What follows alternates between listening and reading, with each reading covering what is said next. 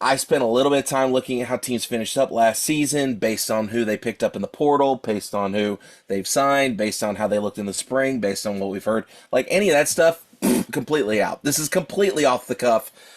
So I just want to throw that out there because I know there's going to be some people, I won't say from which particular fandom, but I guarantee there will probably be a fandom in there that will be like, well, you said this is why it's.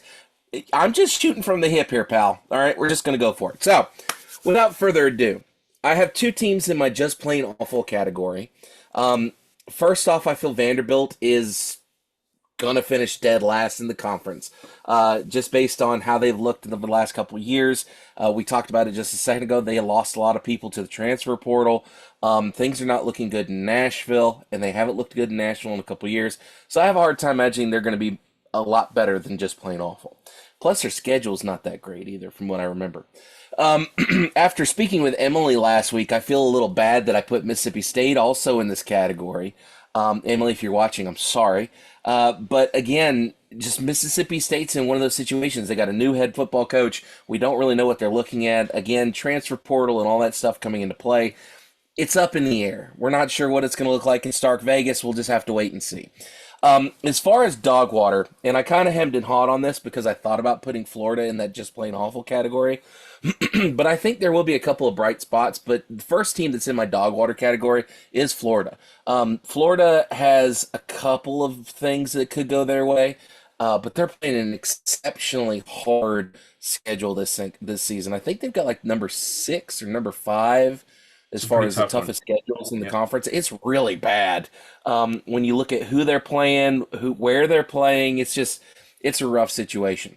Um, Also in that category, I feel like Arkansas is also going to be dog water this season. And again, I hate that for Pittman. He's a big fan or a big friend of the P&P podcast here, so we love us some Sam Pittman. But I just things aren't looking good in Fayetteville, and I don't see it being much better. But they When you have a get new OC.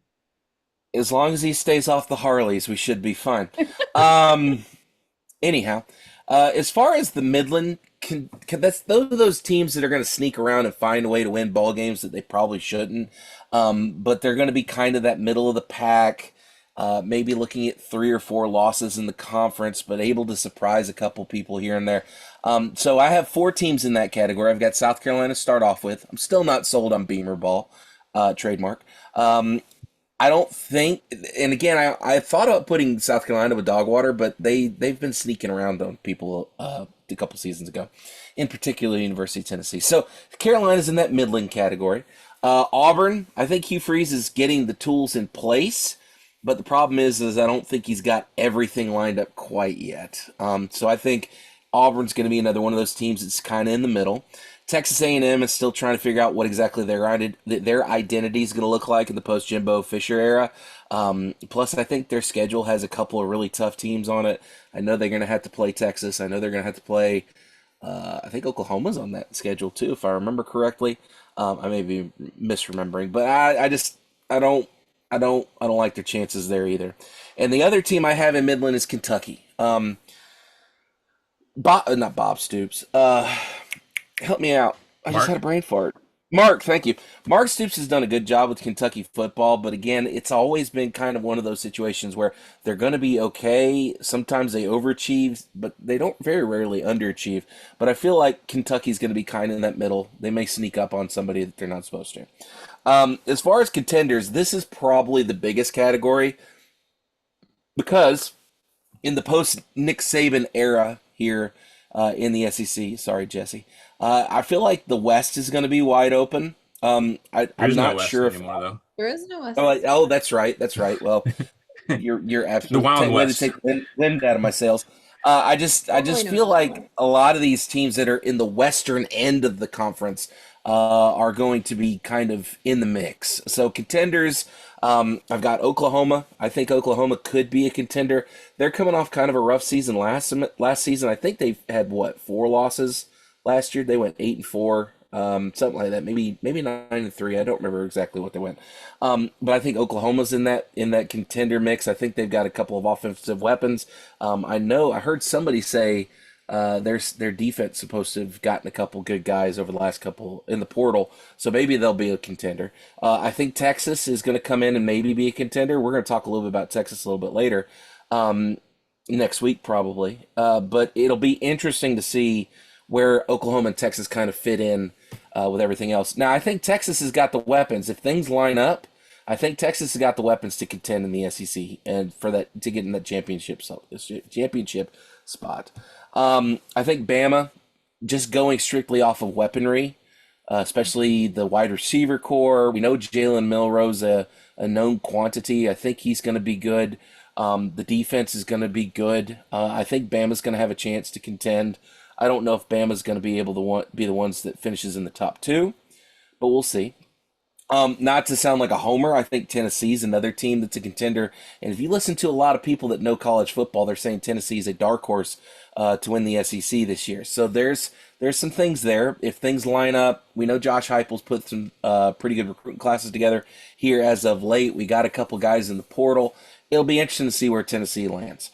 The other contenders that I have in that mix are LSU. I think LSU was primed last year to make a run for things, but again, due to some losses here and there, that didn't exactly pan out the way they had wanted to.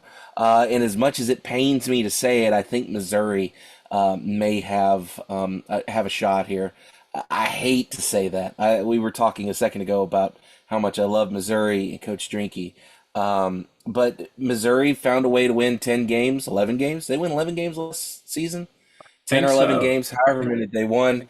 And I don't think they lost a lot of strength in the portal or lost a lot of strength in the offseason. I think most of their offense is coming back, including their wide receiver, whose name escapes me right off the top of my head. Is it Borden? I think it is. Burden the third. Yeah, Burden. Sorry.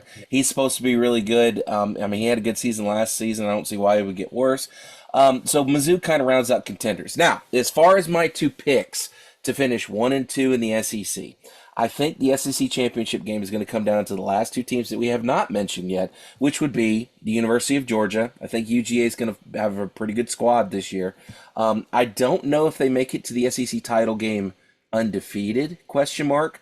They may drop one at some point, but with a 12-man playoff, you can lose a game now. It's not a huge problem. So I think UGA finds a loss or maybe a loss or two before the end of the season. Maybe not two. Maybe just one.